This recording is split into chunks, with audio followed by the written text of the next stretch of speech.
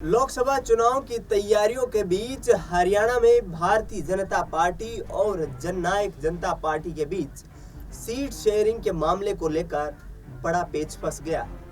जी हां, पिछले 4.5 साल से जेजेपी और बीजेपी हरियाणा में मिलकर सरकार चला रही। दुष्यंत चौटाला के पास 10 भारी भरकम मंत्रालय हैं। दूसरी तरफ भारतीय जनता पार्टी की बात करें तो 2019 के विधानसभा चुनाव में पूर्ण बहुमत न मिलने की स्थिति में दुष्यंत चौटाला से समर्थन की जरूरत पड़ी। इसके साथ साथ दुष्यंत चौटाला ने भी गठबंधन धर्म को निभाते हुए अब तक सरकार को बरकरार रखा है। इससे पहले आपको बता दें कि वर्ष 2020 में हुए किसान आंदोलन के दौरान तमाम मांगे की गई कि आप भारतीय जनता पार्टी से गठबंधन तोड़ दीजिए, लेकिन दुष्यंत चौटाला ने किनारा नहीं किया गठबंधन से और लगातार बीजेपी की सरकार के साथ बराबर चलते नजर आए। लेकिन 2024 अब आ गया है। 4.5 साल के बाद ऐसा लगने लगा है कि दोनों पार्टियों की राहें अलग हो सकती हैं। अब तक मनोहर लाल खट्टर के कामकाज को लेकर उनका गुणगान करने वाले डिप्टी सीएम दुष्यंत चौटाला अब कहीं ना कहीं उनके खिलाफ मैदान में उतरने वाले हैं। ये इसलिए हो रहा है क्योंकि दोनों पार्टियां आगामी लोकसभा चुनाव में 10 की 10 लोकसभा सीटों पर अपने उम्मीदवार उतारना चाहती है। इस पूरे मुद्दे पर बात करेंगे। मेरे वरिष्ठ सहयोगी अमन जी मेरे साथ मौजूद है। अमन जी, आपका स्वागत है। पहला सवाल रहेगा अमन जी कि जिस तरीके से दोनों पार्टियां 4.5 साल से गठबंधन में सरकार चला रही हैं, दुष्यंत चौटाला बराबर सरकार की हिस्सेदारी निभा रहे हैं, गठबंधन धर्म को भी निभा रहे हैं, लेकिन भाजपा जो है लोकसभा चुनाव में सीट सैक्रिफाइस करने को तैयार नहीं है। तो क्या ऐसे में अब जल्द ही दोनों की राहें जुदा होने वाली है? देखिए, बिल्कुल हरियाणा की बात करते हैं, क्योंकि हरियाणा इसलिए भी बेहद अहम हो जाता है क्योंकि दिल्ली से उसकी सीमाएं जो है बहुत सटी हुई हैं और यहाँ पर जो हलचल होती है दिल्ली में वो हरियाणा तक उसका असर होता है और जो हरियाणा में हलचल होती है उसका असर दिल्ली तक होता है। तो ऐसे में हरियाणा की दृष्टि से अगर देखा जाए, क्योंकि उसको खेती प्रधान जो है राज्य कहा जाता है, कृषि का वहाँ पर बहुतायत है और यहाँ पर ज़्यादातर जो लोग हैं वो कृषि करके अपनी जो कह सकते हैं जीवन को चलाने का प्रयास करते हैं। लेकिन जिस तरह से इस समय राजनीति वहाँ पर नजर आती है, क्योंकि लोकसभा चुनाव में ठीक इसके बाद जो है राज्य के विधानसभा चुनाव भी है, तो ऐसे में दोहरा कह सकते हैं कि राजनीति का वहाँ पर मापदंड इस समय देखने को मिल रहा है। और साथ में जो आपने गठबंधन का जिक्र किया है कि जेजेपी और बीजेपी जो है पिछले 4-4.5 साल से यहाँ पर सरकार को चला रहे हैं और एक तरीके से बहुत सारी जो है उनसे उम्मीदें लोगों को रही होंगी, क्योंकि देखा गया है कि डबल इंजन की सरकार कहा जाता है कि भाई केंद्र में अगर बीजेपी है तो राज्य में बीजेपी नजर आती है। लेकिन क्या वाकई में राज्य में वो काम हुआ है जिसके लिए लोग उम्मीद कर रहे थे कि वैसा हो पाया हो? क्योंकि अब जवाबदेही आपको तय करनी है। खट्टर लगातार 2 बार के मुख्यमंत्री हैं, तो ऐसे में सारा का सारा जो कह सकते हैं जिम्मेदारी कांग्रेस पार्टी के ऊपर वो नहीं डाल सकते। अब अपनी जिम्मेदारी उनको तय करनी पड़ेंगी। साथ में दुष्यंत चौटाला है, जिस उम्मीद के साथ में बीजेपी में शामिल हुए थे, क्या वो उम्मीदें उनकी पूरी हुई हैं? क्या वो लोगों की उम्मीदें पर खरा उतर पाए? ये अपने आप में बहुत जो है अहम सवाल बन जाता है, क्योंकि 2 चुनाव में उनको अब जनता को फेस करना है। पहले लोकसभा चुनाव, इसके बाद विधानसभा चुनाव। अगर लोकसभा चुनाव के लिहाज से देखें, जैसा आपने भी कहा कि लगभग जो 10 सीटों पर बीजेपी यहाँ पर चुनाव लड़ना चाहती है, कोई भी सीट वो छोड़ने के मूड में नजर नहीं आ रही। तो वहीं दुष्यंत चौटाला ने भी ऐलान कर दिया कि भाई हम भी 10 सीटों पर चुनाव लड़ेंगे और इसको लेकर बाकायदा उन्होंने मीटिंग बुलाई और वहाँ पर लगभग जो लोग थे वो यही कह रहे थे कि भाई हमें चुनाव लड़ना चाहिए। लेकिन कई खबरें ऐसी भी हैं कि हो सकता है बीजेपी जो है जेजेपी के साथ में तालमेल बैठाते हुए जिस तरह का फॉर्मूला उन्होंने यूपी के अंदर निकाला है कि आरएलडी जो पश्चिम यूपी की एक मजबूत पार्टी मानी जाती है, उनको 2 सीटें दी हैं। इसी तरह से हो सकता है हिसार और भिवानी की जो सीटें हैं वो यहाँ पर मुझे ऐसा लगता है दिनेश जी कि वो शायद जेजेपी को मिलती हुई नजर आए। हो सकता है जेजेपी भी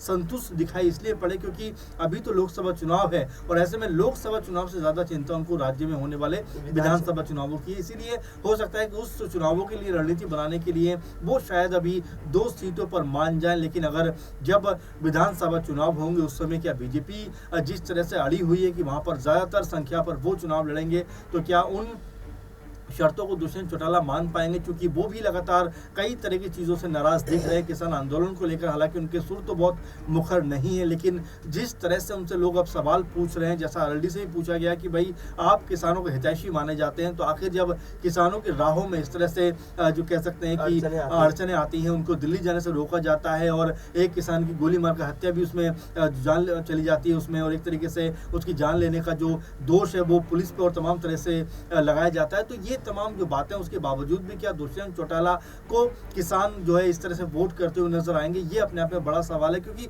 बीजेपी के साथ जिस तरह से अभी तक उन्होंने पूरे के पूरे मामले पर चुप की शादी हुई है, अपने आप में ये बड़ा इशू है। क्योंकि उनको जब लोकसभा चुनाव उसके बाद विधानसभा चुनाव में जब वो जाएंगे तो मुझे ऐसा लगता है दिनेश जी कि वहां पर लोग उनसे ये सवाल जरूर पूछेंगे। बिल्कुल, यहाँ पर दुष्यंत चौटाला की राह आसान नहीं होने वाली है, क्योंकि बीजेपी के खिलाफ उन्होंने 2024 में यहाँ पर एक तरीके से अपना बिगुल बजा दिया है। दूसरी तरफ बात करें 2019 में भी भारतीय जनता पार्टी को जमुना पार कराने का नारा देते नजर आए थे दुष्यंत चौटाला, और लोकसभा और विधानसभा चुनाव में जमकर उन्होंने प्रधानमंत्री नरेंद्र मोदी और भारतीय जनता पार्टी पर हमला बोला था। ऐसे में हिसार और भिवानी महेंद्रगढ़ सीट जो है वो देने की बात चल रही है दुष्यंत चौटाला को।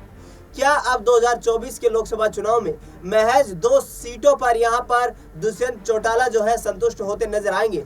दूसरी तरफ उनकी पार्टी के कई नेता उनसे खफा नजर आ रहे हैं। विशेष तौर पर बात करें नारनौंद के विधायक दादा रामकुमार गौतम की, तो लगातार कहते नजर आ रहे हैं कि यदि भारतीय जनता पार्टी इनके साथ गठबंधन में रहती है तो भारी खामियाजा भुगतना पड़ेगा।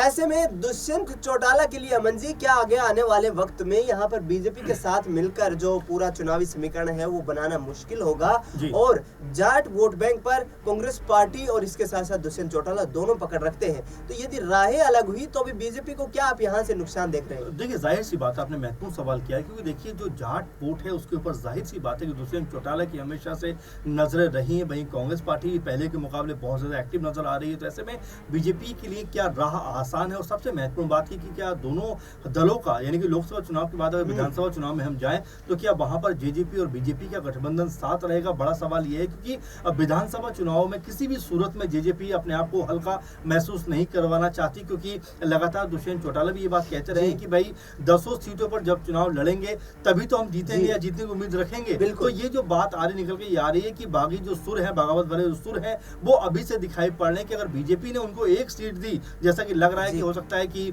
जो 1 या 2 सीटों पर वो चुनाव लड़ते हुए आ सकते हैं, हिसार से या फिर भिवानी से। तो ऐसे में अगर दोनों जगह से 1 भी सीट बीजेपी ने दी तो मुझे नहीं लगता कि यहाँ पर जेजेपी इस बात को स्वीकार करेगी, और यहाँ पर हो सकता है कि वो फिर अलग होकर यहाँ पर 10 सीटों पर अपने आप को उतारती हुई नजर आ जाए। अगर 10 सीटों पर जेजेपी के प्रत्याशी उतरेंगे तो सीधा सीधा इसका जो खामियाजा है बीजेपी को भुगतना पड़ सकता है, ये आप मानकर चलिए। क्योंकि जो किसानों का मुद्दा है वो अभी भी जस का तस है, और लगातार जो लोग हैं, किसान है, वो ज्यादातर जो है वो हरियाणा और पंजाब के ही हैं। तो ऐसे में यहाँ से बीजेपी की राह बहुत मुश्किल है कि अगर वो चौटाला को नहीं साथ पाए यहाँ से, तो आप ये मानकर चलिए कि बीजेपी के लिए लोकसभा चुनाव में 10 की 10 सीटों की जो वो लगातार बातें कर रहे हैं उसमें से आधी जीतना भी उनके लिए मुश्किल हो जाएगा। और यहाँ पर कांग्रेस पार्टी और जेजेपी कोई बड़ा गेम कर सकती है। तो ऐसे में एक बात ये भी देखी जा रही है दिनेश जी कि जिन दलों के साथ में बीजेपी की नहीं बन रही है, जिन प्रत्याशियों के साथ में या जो जिनको हटाया जा रहा है उनके साथ में बीजेपी के साथ में जिनकी नहीं बन पा रही है, उनके ऊपर लगातार कांग्रेस पार्टी की निगाहें। आप 2 एग्जाम्पल देखिए कि जिस तरह से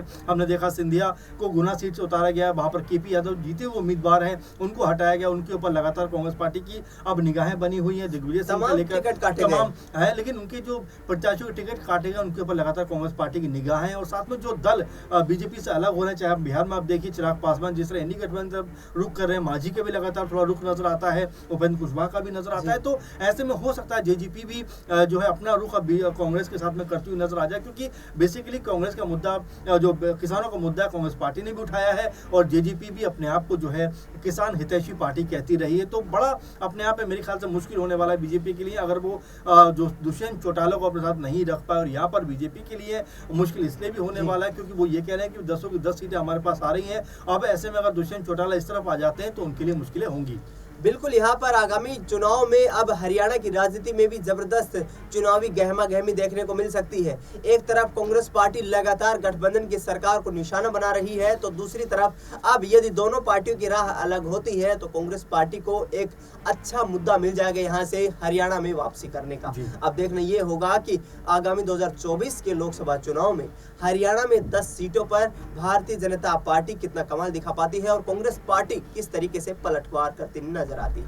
फिलहाल अमन जी आप जुड़े, आपका बहुत बहुत धन्यवाद। देश दुनिया की तमाम बड़ी खबरों के लिए आप देखते रहिए नेक्स्ट 9 न्यूज।